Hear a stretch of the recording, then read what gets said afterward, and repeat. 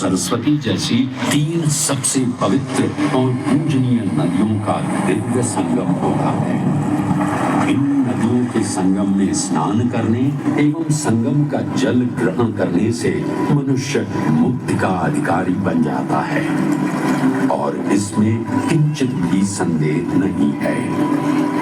ब्रह्म पुराण में ब्रह्मा जी भी कहते हैं कि प्रयाग में सरस्वती जी अदृश्य रूप में आकर गंगा जी से मिलती हैं। इसलिए इस क्षेत्र को सरस्वती तीर्थ संगम भी कहा गया है। सरस्वती नदी के अदृश्य रूप से मिलने के पीछे भी एक पौराणिक कथा सुनने को मिलती है। ऐसा माना जाता है कि बद्रीनाथ क्षेत्र की गुफाओं में जब वेद व्यास जी भगवान गणेश को महाभारत की कथा सुना रहे थे, तब उस क्षण सरस्वती जी हिम शिखरों से टकराते हुए अपना मार्ग बनाती हुई बड़ी ही तीव्र गति से बह रही थी। सरस्वती नदी के इस तेज बहाव से उत्पन्न होने वाली तेज ध्वनि वेद व्यास जी का ध्यान भंग कर रही थी। इसलिए महर्षि वेद व्यास जी ने सरस्वती जी से वेग और ध्वनि को कम करने का आग्रह किया, परंतु उनके अनुरोध उपरांत भी जब सरस्वती नदी के वेग एवं ध्वनि में कोई कमी नहीं हुई, तो उन्होंने क्रोधित होकर सरस्वती जी को श्राप दे दिया और कहा कि वे अब धरती के भीतर यानी कि पाताल लोक में। तब से ये माना जाता है कि हिम शिखरों से उद्गमित हुई सरस्वती नदी उत्तराखंड के माना गांव से आगे अपने अदृश्य रूप में प्रवाहित होती है। आगे चलकर यदि अदृश्य रूपी मां सरस्वती प्रयागराज में गंगा एवं यमुना नदी से मिलकर त्रिवेणी संगम को पूर्ण करती है। यही प्रयाग नगरी पवित्रता का उद्गम है, जिसके अंश हमें वेदों एवं पुराणों में भी मिलते हैं, जिनमें वर्णित है सुरों असुरों द्वारा हुआ समुद्र मंथन। अमृत प्राप्ति के लिए सुरों और असुरों ने एकजुट होकर क्षीर सागर का मंथन किया, जिसके संदर्भ में पुराणों में विभिन्न कथाएं देखने को मिलती हैं। उन्हीं कथाओं में एक कथा महर्षि दुर्वासा और इंद्रदेव से संबंधित है।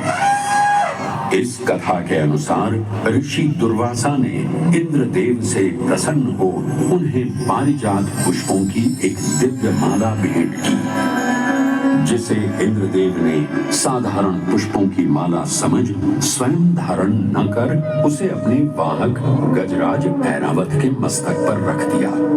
पल भर में गजराज ने वो माला धरा पर गिरा, उसे अपने पैरों तले रौंद दिया। ऋषि दुर्वासा से ये अपमान सहन न हुआ और उसी क्षण क्रोधित हो उन्होंने इंद्रदेव को श्राप दे दिया। हे अहंकारी इंद्र, तेरा इतना दुस्साहस कि तूने मेरा अपमान किया। जिस वैभव एवं शौर्य पर तू इतरा रहा है, क्षण भर में ही तेरा ये वैभव, प्रतिष्ठा, शक्तियां सब नष्ट हो जाएंगी। अत्रि पुत्र दुर्वासा समस्त देवगणों को श्रीहीन होने का श्राप।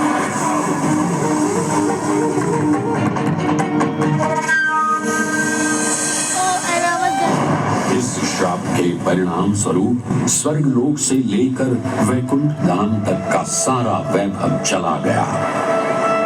जहां स्वर्गलोक में सभी देवता अपना वैभव एवं शक्तियां खो चुके थे, वहीं वैकुंठ धाम में मां लक्ष्मी भी क्षीर सागर की गहराइयों में चली गई। उनके जाते ही सृष्टि का संतुलन बिगड़ने लगा एवं असुर राजा बलि ने तीनों लोक अपने अधीन कर लिए। ये सब देखकर सभी देवतागण अपने श्राप के निवारण हेतु भगवान विष्णु की शरण में जा पहुंचे और कहने लगे, हे पालनहार, हे स्वामी, अब आप ही हमें इस श्राप से मुक्त होने का मार्ग बता सकते हैं, अन्यथा हम अपनी शक्तियों से सदैव वंचित ही रहेंगे और युद्ध में कभी भी असुरों का सामना नहीं कर पाएंगे। हे देवराज, ऋषि दुर्वासा के श्राप से सभी देवतागण जीवन मृत्यु के काल चक्र में बंध चुके हैं। इस काल चक्र एवं श्राप से मुक्त होने के लिए अब केवल एक ही मार्ग शेष है और वो है समुद्र मंथन।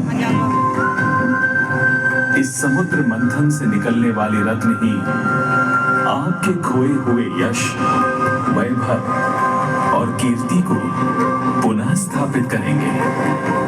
परंतु आपको इस मंथन के लिए असुरों के बल की भी आवश्यकता होगी, क्योंकि उनके बिना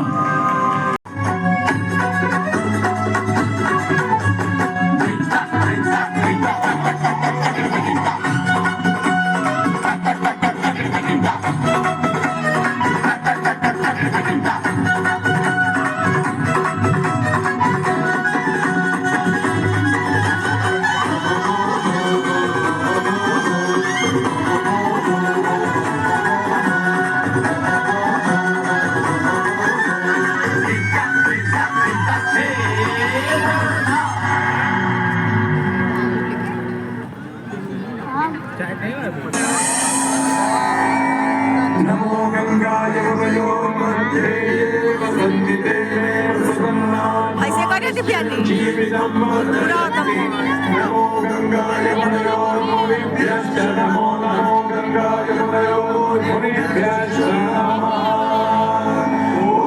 शांति शांति शांति। गजब बात है बाबा। अरे गाइस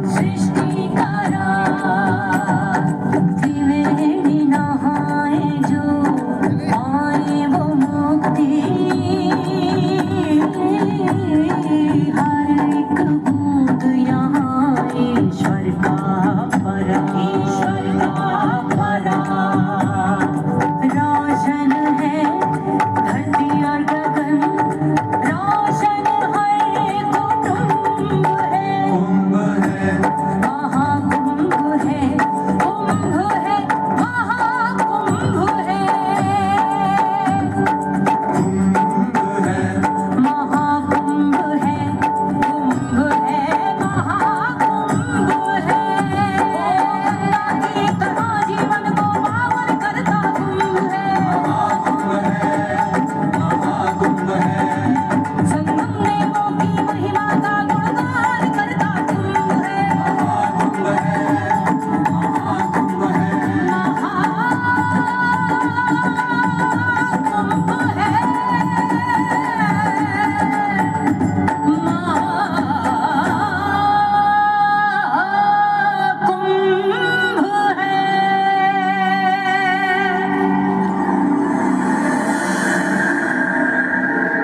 ग्रहों के अनूठे संरेखण से सुनिश्चित होता ये कुंभ महापर्व प्रयाग की भूमि पर उसी नक्षत्र में आयोजित होता है जिस नक्षत्र में यहाँ अमृत की बूंदें गिरी थी। गणनाओं के अनुसार जब बृहस्पति वृषभ राशि में और सूर्य चंद्रमा मकर राशि चक्र में प्रवेश करते हैं तब प्रयागराज में कुंभ पर्व आयोजित किया जाता है। सनातन धर्म की प्राचीनतम धरोहर माना जाने वाला ये कुंभ पर्व भारत ही नहीं बल्कि विश्व भर से आए करोड़ों श्रद्धालुओं का स्वागत करता है। कुंभ पर्व केवल एक पर्व ही नहीं बल्कि एक तीर्थ का अवसर भी है जहां लाखों करोड़ों श्रद्धालु कल्पवास के नियमों का पालन करते हैं। पौष पूर्णिमा से लेकर माघ पूर्णिमा तक चलने वाले कल्पवास के दौरान तीर्थालु सांसारिक सुखों को त्याग कर तपस्वी संतों की तरह कुटिया में रहते हैं। उनकी दिनचर्या ब्रह्म मुहूर्त में गंगा स्नान से शुरू हो संध्या वंदना और भजन कीर्तन जैसे आध्यात्मिक कार्यों के साथ रात्रि तक समाप्त होती है। श्रद्धालु दिन में केवल एक ही बार भोजन ग्रहण कर मानसिक रूप से धैर्य अहिंसा और भक्ति भाव में लिप्त रहते हैं। ऐसी मान्यता है कि जो कल्पवासी मोक्ष की अभिलाषा लिए कुंभ पर्व में कल्पवास के नियमों का पालन करते हैं उन्हें मोक्ष अवश्य ही प्राप्त होता है। पारंपरिक रूप से इस आध्यात्मिक पर्व की औपचारिक शुरुआत का श्रेय 8वीं शताब्दी के हिंदू दार्शनिक और संत आदि शंकराचार्य को दिया जाता है। उन्होंने न केवल 4 पवित्र मठों पुरी, श्रृंगेरी, द्वारका स्थित पातालपुरी मंदिर में एक पवित्र अक्षय वट वृक्ष के पत्तों पर एक बालक के रूप में विश्राम करते हैं। पौराणिक कथाओं के अनुसार अक्षय वट एक शाश्वत वृक्ष है जो भगवान विष्णु का स्थायी निवास है। माता सीता एवं अनुज लक्ष्मण अपने वनवास काल में इस स्थान पर आए थे। वैसे तो भगवान श्री राम का वनवास प्रयाग में श्रृंगी ऋषि को समर्पित श्रृंगवेरपुर धाम से आरंभ होता है।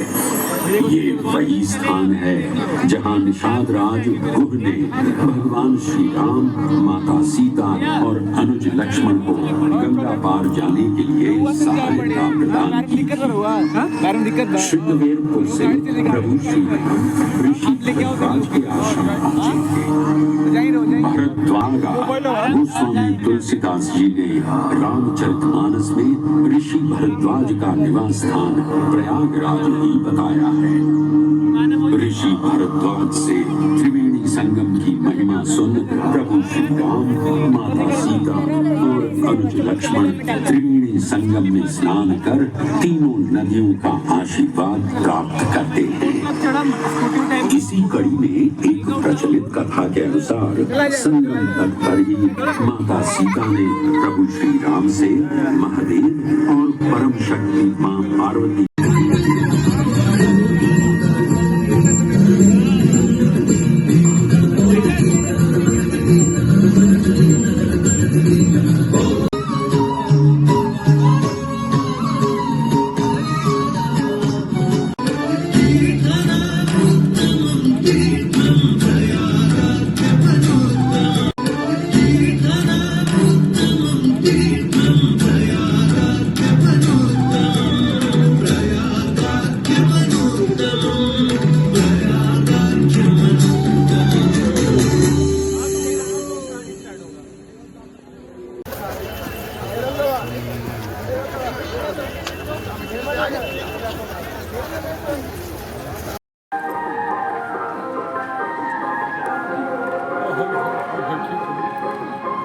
मोदी जी के दादा बोल रहे हैं।